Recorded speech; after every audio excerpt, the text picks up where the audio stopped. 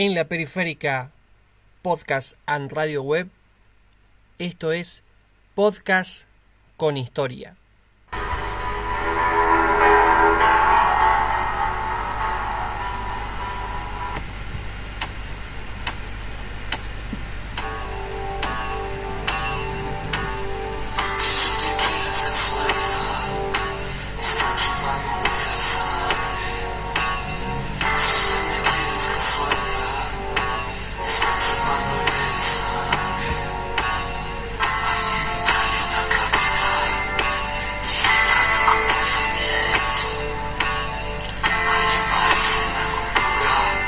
El 16 de junio de 1955, 34 aviones de la Fuerza Aérea y la Marina Argentina bombardearon a la población civil que se encontraba en ese momento en Plaza de Mayo. Querían asesinar al general Juan Domingo Perón en su despacho de la Casa Rosada.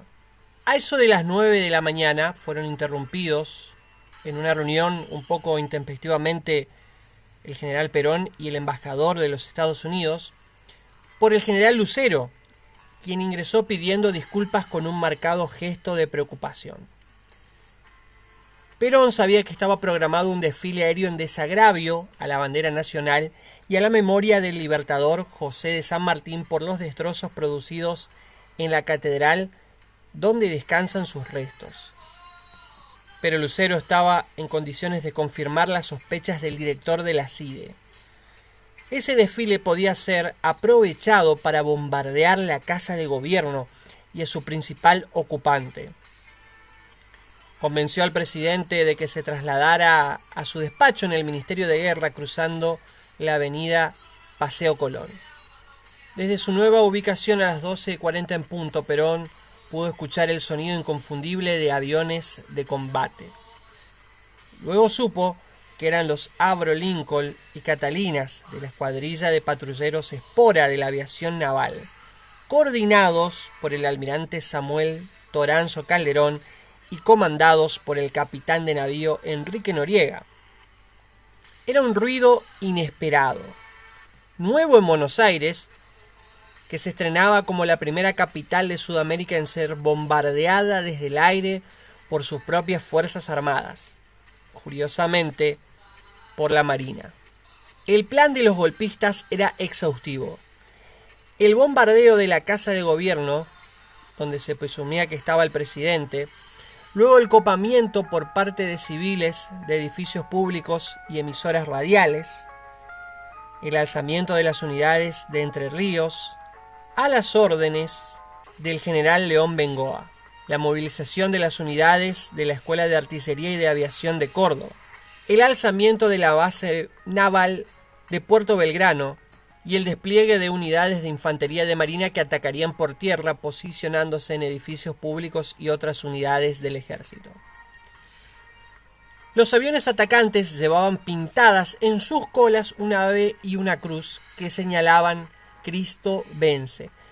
En la plaza, además de los apurados transeúntes, había algunas familias que se disponían a presenciar el desfile aéreo. Nunca imaginaron que la parada militar tuviera un carácter tan realista. Buenos Aires amaneció nublada y fría el 16 de junio de 1955.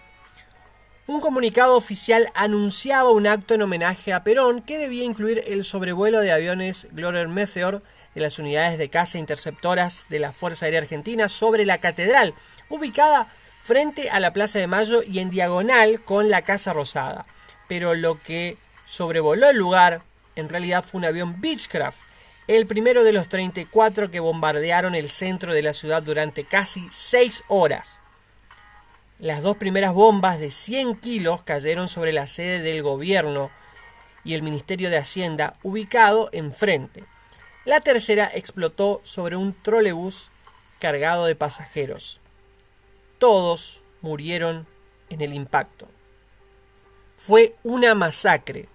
Las bombas estallaron sobre transeúntes, autos y trolebuses que se movían por el centro de la ciudad en un mediodía como cualquier otro.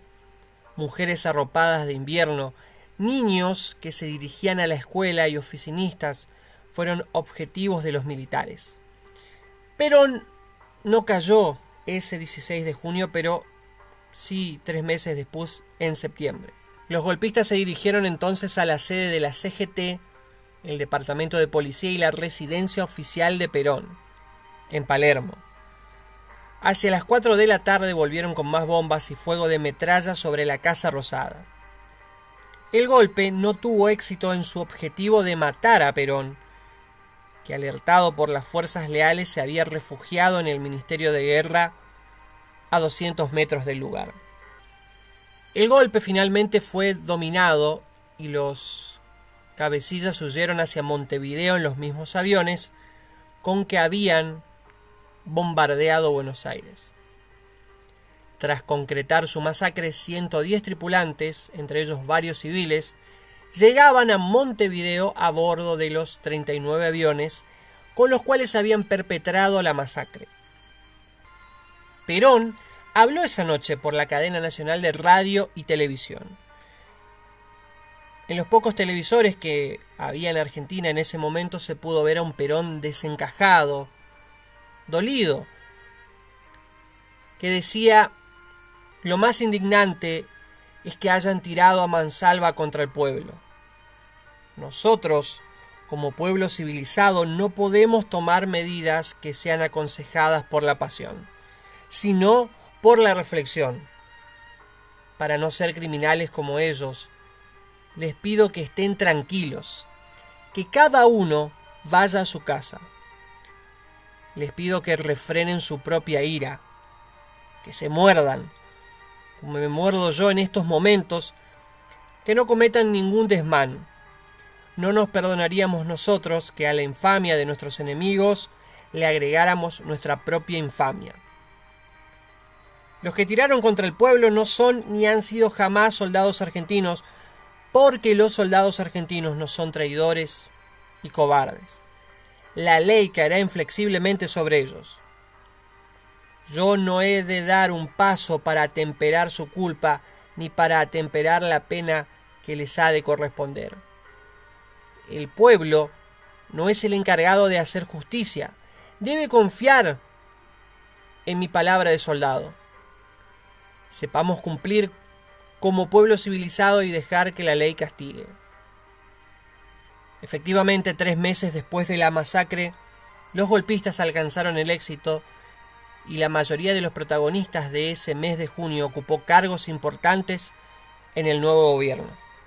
Nunca hubo detenidos ni nadie pagó por los muertos. En el ámbito del derecho internacional, a partir de la Convención de Ginebra, se condena explícitamente el ataque a una ciudad abierta.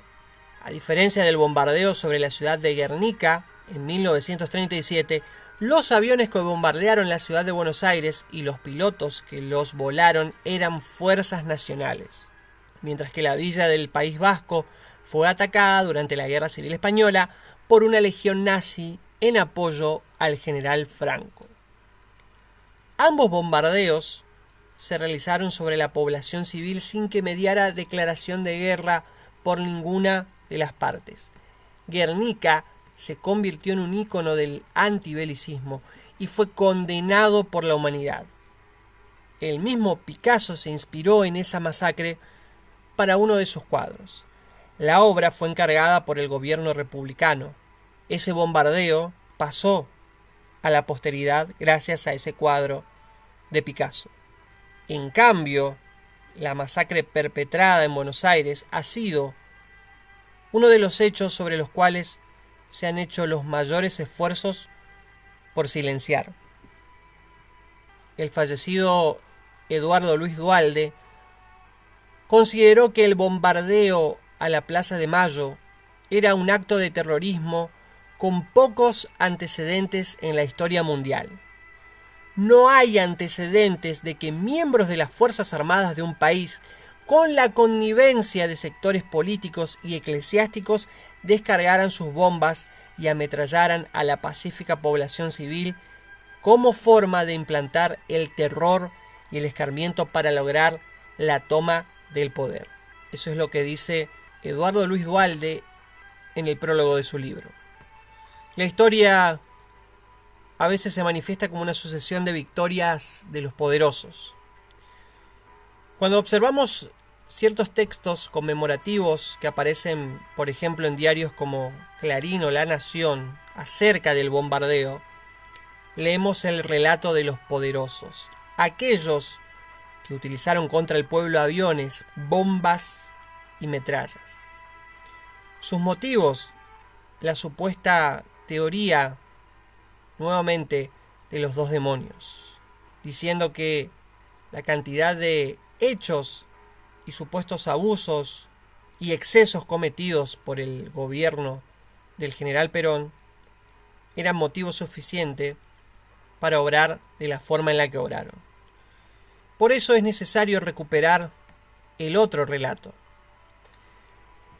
Entre los reclamos de la Comisión de Familiares de las Víctimas del Bombardeo, hoy integrada no solamente por familiares, sino por militantes también como la escultora Nora Patrick y el sociólogo e historiador Roberto Baschetti, está el pedido de que la fecha se integre a la agenda nacional y que sus hechos se incluyan en la enseñanza de las escuelas como parte del derecho de todas las generaciones de conocer y hacer propia la historia del país. El bombardeo de Plaza de Mayo del 16 de junio de 1955. Esto es Podcast con Historia, en su primer capítulo, aquí en la Periférica Podcast and Radio Web. Nos vemos la próxima.